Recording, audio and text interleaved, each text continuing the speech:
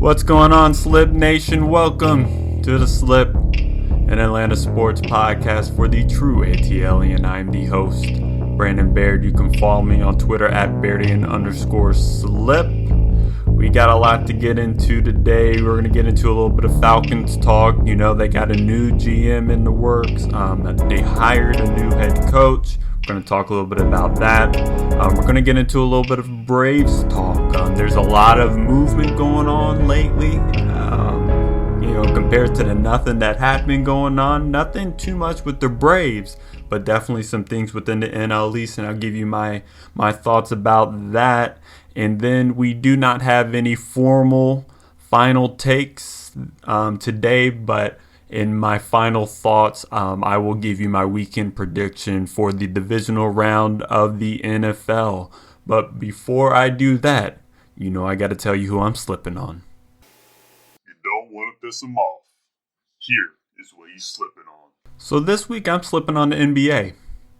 And the reason I'm slipping on the NBA is because what seems to be going on around the NBA in terms of COVID cases doesn't seem to be getting enough attention within the media, and it doesn't seem like the commissioner Adam Silver is giving too much thought about what is actually going on in the NBA. And what made me think about this is because the Atlanta Hawks had their first NBA game of the season postponed. And, other games had been postponed, and it wasn't because of anybody on the Hawks. But since last March of 2020, when COVID began and everything shut down and then sports were brought back, no Atlanta team has had any games postponed due to coronavirus, whether within the team or outside the team. Now, that does not mean that there have not been players that have contracted the virus. It doesn't mean that there's some players that may have had to sit out. Of course, Freddie Freeman had to sit out for a little bit. AJ Terrell missed 2 games due to contracting COVID. There's some other players on the Falcons that got COVID. There was Tyler Flowers and Travis d'Arnaud that missed the first series of the season due to, flu-like symptoms. And I think it's safe to say that they were held out because of coronavirus, maybe not because they had coronavirus, but because of everything going on around it. So even with all those things, games have not been postponed. Now, the difference between the NBA and any other league is that there are, of course, less players per team. When you think about an NFL team, you have a 53-man active roster. And then you also have about 10 people on the practice squad. When it comes to the MLB, you have I think this past season had a 26-man roster, but you also had 40 men on the at the training site, or was it 60? I can't remember, but you had a group of people on the alternate site that were ready to come in and play, just in case there were injuries, just in case there were cases of COVID.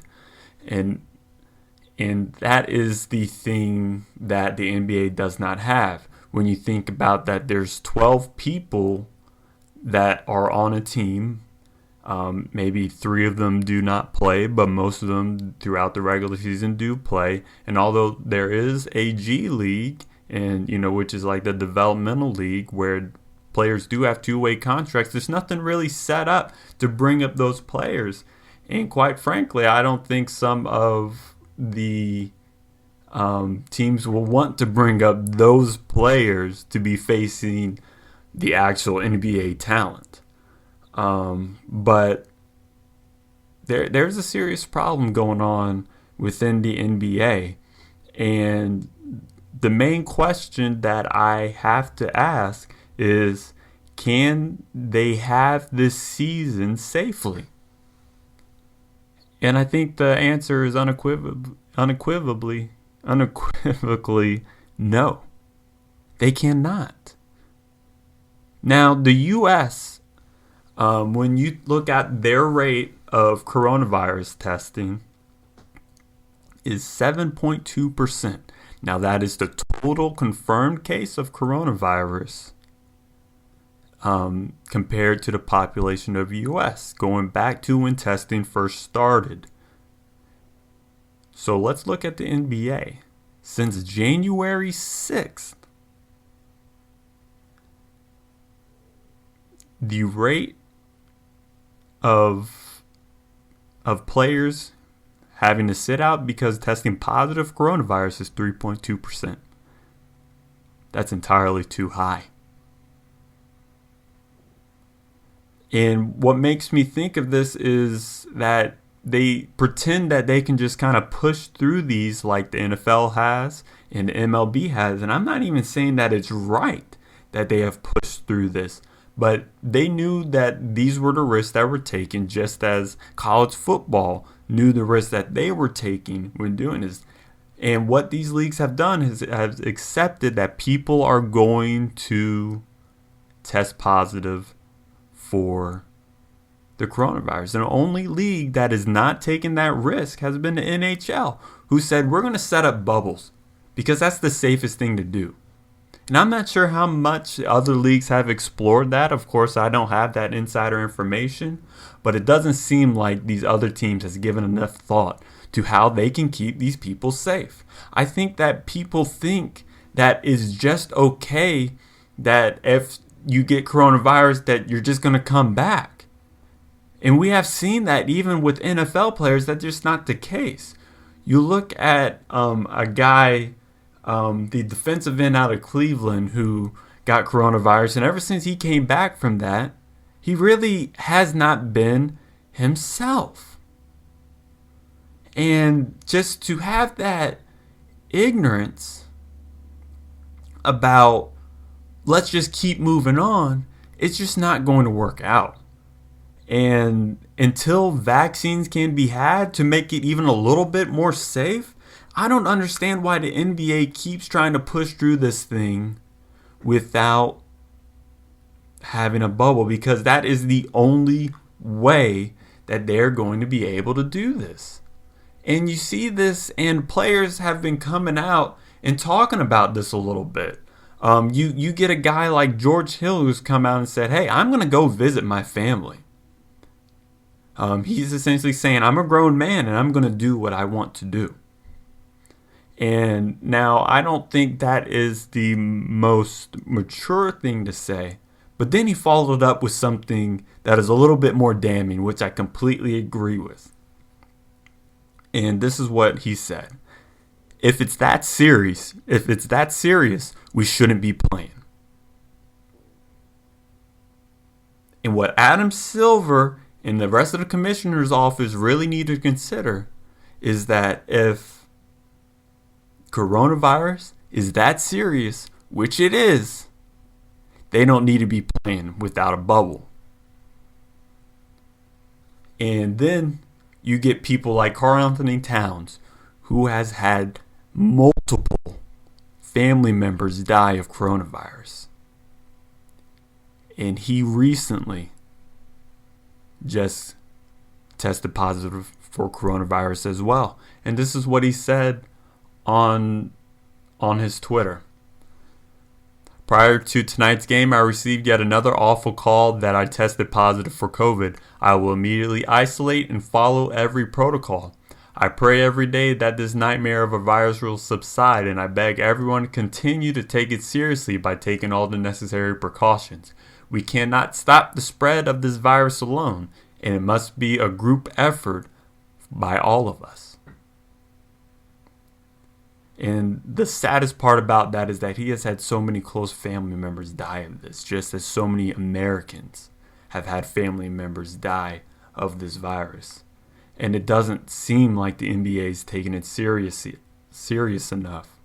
Because if they were actually taking it serious, then they would do something like create a bubble or multiple bubbles so that these players can play safely.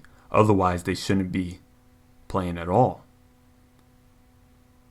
When the NBA first came back and they had a bubble, they were leaders.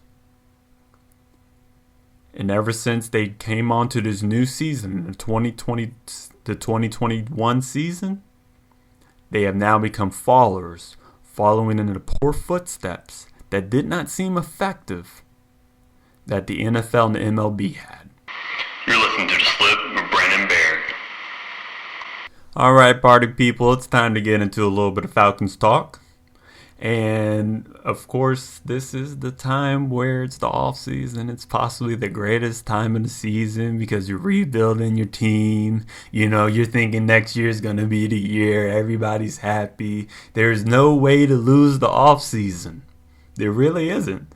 I mean, of course, there could be moves that maybe should have been made that you wish had been made, but that's not losing the off season. Because the off season is the time for renewed spirits. And that's what I'm going to be doing. Because the Falcons have done just that. And they have renewed my spirits. I'm coming in a little bit more logical. Even more logical than I had before. Because the Falcons are on the pathway to getting a new GM. And they have already hired their head coach. Now, the Falcons are expected to be hiring Terry Fontenot, the director of pro scouting from the Saints. And I absolutely love this hire because he has been with the Saints since 2008. And he started out as a scouting intern, and then he continued to work his way. I personally love those stories of when someone comes into an organization from the bottom and then start building their way up. And that's exactly what he has done. And if you look at what the Saints have done in terms of scouting and building up their offense, in terms of the weapons that they have, from Alvin Kamara to Michael Thomas, even though Michael Thomas is not as good as some people think he is. But then when you look at the defensive side, when they were a team that was in the bottom third of the league in 2016.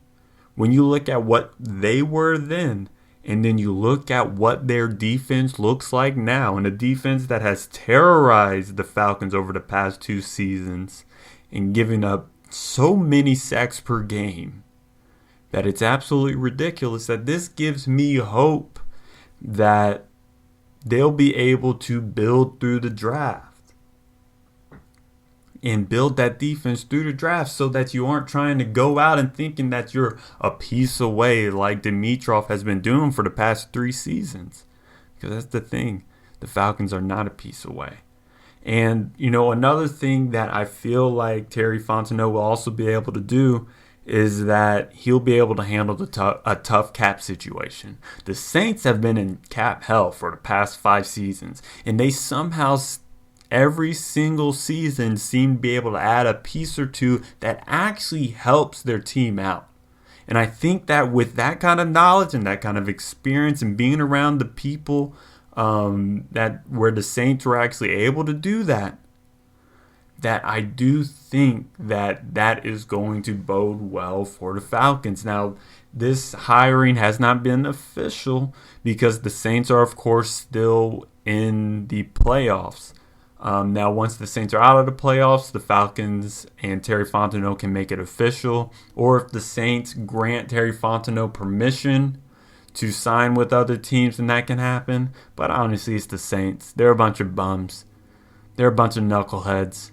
I don't see them granting permission to their arch rival. I mean, I just don't see it. So we're going to have to wait to when the Saints are out of the playoffs. And, you know, we'll see when that is. Now, what the Falcons were able to do is hire their head coach. And they hired Arthur Smith, who was the offensive coordinator for the Titans. And I think this is a great hire. Now, I think y'all already know my thoughts that I wish they would have signed Eric Bieniemy. I think that he is the offensive mind that is what we are looking for within the Falcons. He is a guy that runs the West Coast offense and has learned from Andy Reid. But we also have to look at Arthur Smith and say, hey, this is a guy that is a very good hire too. He does run the West Coast offense. It's that Shanahan style of offense. It's that Sean McVay style of offense. And for the Titans over the past 2 seasons, when Arthur Smith had taken over the play calling and been doing his thing, it has been really working out well. I mean, you look at any person that is able to take Ryan Tannehill, who we didn't know he was good or bad in Miami. He was definitely average at best, to a guy who is almost on the precipice of being an MVP guy, who definitely should be considerations, although I do think there are other people that have played better than him. But to even be considered that, like, hey, in any other year, that is a guy who could win the MVP. And if you see that kind of guy, how can you be mad about this hire? Because this is someone who can come in with the personnel that the Falcons already have, that was successful under Shanahan, and start using those principles, start using the play action more, which Matt Ryan succeeds so much over. But let's talk about what Arthur Smith has done this past year with Ryan Tannehill for the Titans when he was offensive coordinator. Had the 4th best scoring offense in the league. One of the Falcons' weaknesses has been one of their strengths, as they had the number 1 red zone efficiency grade. And when you look at the production and the effectiveness of per play, they were 2nd in yards per play. I think this is a guy who can take the Falcons offense, which has a ton of talent and has been underperforming on that talent for the past 3 seasons. I think that Arthur Smith will be able to use the players that he has, as even more players are starting to come into their own, aka Calvin Ridley, and be able to help them perform to their potential. And what this hiring also does, because of course Arthur Smith is a offensive mind, he also does have some defensive chops as well, as he came into the league, with some assistant defensive coaching jobs, like the secondary and things like that. But he's going to bring in a guy who's going to let him, or her, honestly, control the whole defense. And that is what I love. You focus on what you're good at and what you need to do, and you let someone else do what they do best, which is focus on the defense. Don't try to do too much. Of course, the head coach has to be a guy of many hats. But if that person is able to come in and say, you focus on the defense, I'm going to focus on the offense, and we're going to do this thing together as we build through the draft, I think this is the road that the Falcons need to be on as an organization. This is a new era. We need to stop thinking that we are, 1 win away from the playoffs. We are not a 7-9 team. We are not an 8-8 team. We are not one piece away from the playoffs. And we sure as hell are not one piece away from the Super Bowl. With this new era, I hope that the people that we have brought in understand that we need to build up this team, although we have some great pieces to work around, at least for the next 2 years. Like a Matt Ryan, like a Julio Jones. That we can come in and be a competitive team. But we are definitely not 1 win away. We need to have a patient approach so that we start making smart moves that don't just look at the next season and say it's the one. It's always the next season in NFL. But if you want sustained success to where you're able to go from a team in 2016 that had a lot of great rookies come in and go to the Super Bowl and then slowly decline to a team that's picking 4th overall in the NFL draft, then you need to have that pace and approach so that the potential of this team can actually come to fruition. You're listening to The Slip with Brandon Baird. All right, Slip Nation, welcome back to The Slip. It's time to get into a little bit of Braves talk, and it's been a while since we had a little Braves talk because there really hasn't been anything to talk about. There really hasn't been any news. I mean, I think the one thing that we are still waiting on is Ozuna news, which, my thoughts, that I don't care if there's a DH or not, they need that man in the lineup. But the thing is, the reason why I want to go into a little bit of Braves talk is because there's been a lot of movement around the NL East. And I want to let y'all know if it's actually going to shake some things up. I think it's going to shake some things up, but I don't think it's going to be enough to actually dethrone the Falcons as the reigning 3-time NL East division champions. You see that the Nationals have made some moves that, they have signed Kyle Schwarber. They have traded for Josh Bell, and I think those are pretty good moves. Those are guys who can bring some power bats and can stabilize that lineup a little bit. That is already pretty good. Excuse me, I had something in my throat. That is already pretty good with a Soto and a Trey Turner, and they do have pieces that they're pretty good. And of course, you cannot count out the Nationals pitching staff. Now, that's going to be a good team. So they got a little bit better, but the pieces that they added are also coming off of mediocre seasons. Those are not pieces that are guaranteed to actually do some damage. I think they are kind of shots in the dark on what could happen. I do think they are good shots for them. But, that's a wait to see what they can do. And then you got the Phillies over here bolstering their bullpen as they signed Archie Bradley to a 3-year deal. That's a team that definitely needs some bullpen help, and they, made some moves last year, but it's a little too late. Their offense is a little too bad, and a little too inconsistent. And they also don't know if Real Muto is going to be back. They did offer him $100 million for over 5 years, but, we have yet to see if he actually wants to be back with the Phillies. So who knows where the Phillies situation is going to be. And if they lose Real Muto, I don't think Bryce Harper is the player that is just going to be able to carry a team. He's not even a top 4 outfielder in the National League anymore.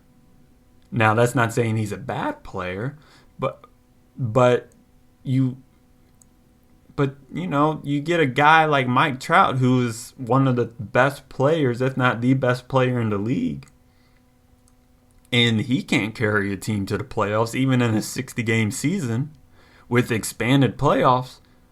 I don't think Bryce Harper is going to be able to do that either. So that Real Muto is going to be a big shot. Those question marks are reasons why they probably will not be able to dethrone the Braves. And then the biggest news over this past week is that Lindor has finally been traded to the Mets. And I think that is some move that everybody had been waiting for. The Mets also got Carlos Carrasco in that trade, so stabilize that starting rotation a little bit, where they have, of course, Jacob deGrom, the reigning Cy Young, as well as Carlos Carrasco, Noah Syndergaard, They just agreed with an arbitration, with a deal to avoid arbitration, excuse me. So like they have pieces, but they've been so inconsistent and hurt that who knows what the Mets are going to be able to do. Now, Francisco Lindor is a great piece to have. However, the Mets, just like every other NL East team that's not the Braves, have a lot of question marks. Like, who else is going to be there to help Francisco Lindor? I think you can say that Pete Alonso can have a bounce-back season, but maybe not. Who knows? He looked bad last year. After leading the National League in home runs in his rookie season, he took a tremendous step back. And once again, it's a 60-game season. Maybe he would have been able to regain some of that. But, like, he wasn't even an average player last year. He looked lost. They do have Michael Conforto, who has been up and down. They do have Dominique Smith, who looked pretty good. They have that other guy that I can't remember his name, who was able to provide some pop. But when you think about them as a group, you know how I talked about LeBron when he was in Cleveland. It's going to be Francisco Lindor in the Bada Binks. That's what I see with him. It's just going to be Francisco Lindor and the Bada Binks chasing after the New York crown, which they will never be able to take from the Yankees. And they sure as hell aren't going to be able to take that crown from the Braves. And now, another part of that is that the Mets kind of mortgaged their future with that Lindor trade. And they don't know if they're actually going to bring him back. Now, I don't know how you make that trade without any guarantee. Although how illegal that actually is to have a guarantee in those kinds of situations. You don't make that trade unless there's a guarantee. But we'll have to wait to see if they're actually going to get him long term. But, like, so what if they made that trade? Is that trade going to make them good enough to actually challenge the Braves this season? I don't know. Like, I just don't see it. I don't see how Lindor added on to the players that they already have are going to put them over the top. And that's what they need. And that top is currently the Braves, who haven't really added anybody. They're waiting on what they're going to do with Ozuna and possibly what they're going to do at third base, even though I do think they're going to have Austin Riley going into the season as their starting third base. And I hope that Ozuna, whether he's the DH or not, he's going to be in that position. But when you look at everybody else, you just see them getting better. You're going to see Albies getting better and healthy. You're going to see Acuna, who with the Zips projections is projected to get a 50-50 season, meaning 50 home runs, 50 stolen bases. And I think that definitely is possible to have the 50 home runs. Now, I don't know about the 50 stolen bases because they're going to be trying to gun after him. They're not going to give him those bases as easy as they did when he had the 40-40 season. But Acuna is going to get better. Freddie Freeman is the reigning MVP. He is someone who has shown, when healthy and consistent, he is one of the best hitters in the league. Dansby Swanson, I think you can see him take the step last year. Now let's see if he's going to be a little bit more consistent. And you compare all those pieces and then the rotation that the Braves are going to have. We're freed. It's going to get better. You're going to have Soroka coming back. You have Charlie Morton at the end of the rotation. You have Ian Anderson coming into his first full-time season after looking great.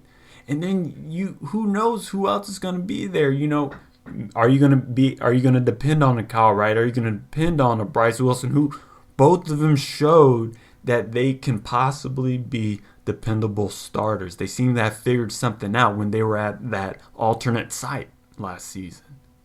There's so much optimism about how the Braves are going to get better.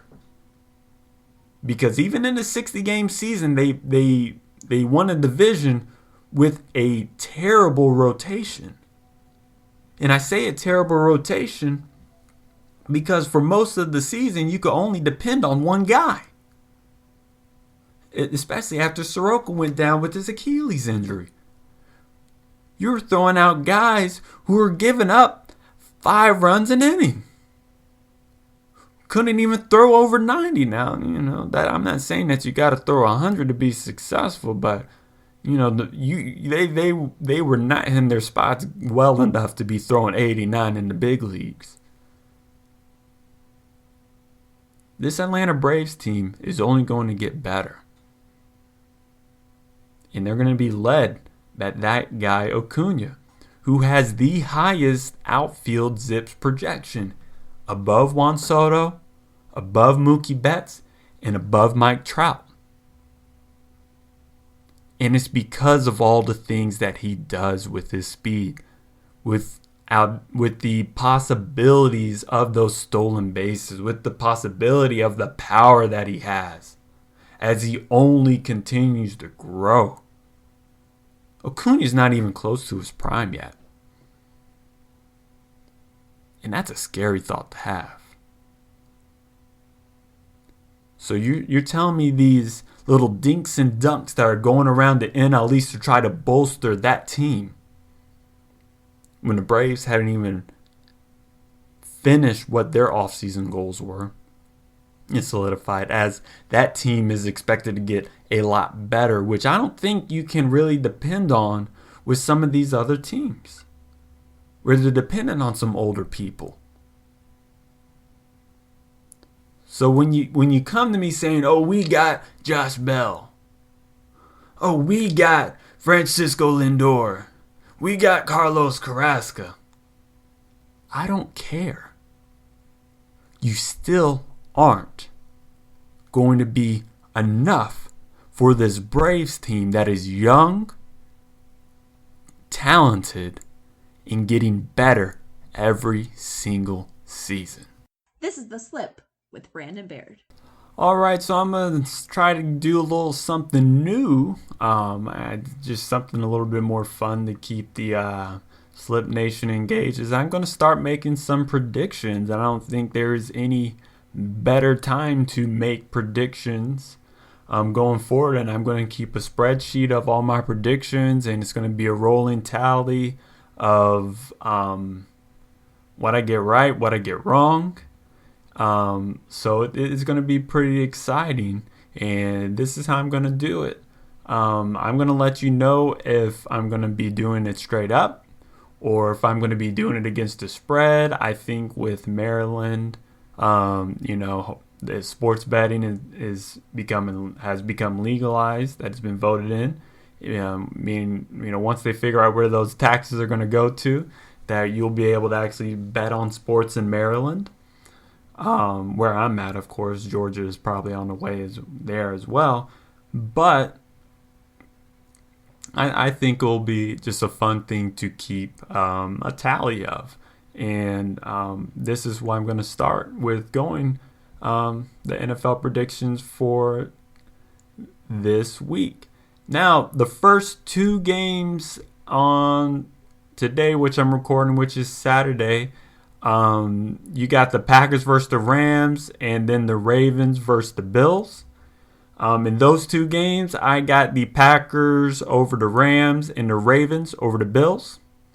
And the 2 games tomorrow will be the Buccaneers versus the Saints and the Chiefs versus the Browns. I have the Bucs over the Saints and the Chiefs over the Browns. So what I'm actually doing is I got 2 underdogs going there, with the Bucs and the Ravens winning, and then the number 1 seeds winning out too. So next week I will make sure I have a segment of my predictions to review, and then I'll drop some more segments. And I think with games like this, it will definitely be fun. But this has been The Slip, an Atlanta sports podcast for the true ATLian. I'm the host, Brandon Baird. You can follow me on Twitter at Bairdy_slip. You can find this podcast on SoundCloud. You can find it on Apple Podcasts. You can find it on Spotify. You can find it on Stitcher. Let me know if there's another avenue where you want. Please subscribe. Please rate. Please follow. Please review. All those things help me out. And I appreciate you listening. And I'll talk to y'all next week, Slip Nation. Peace.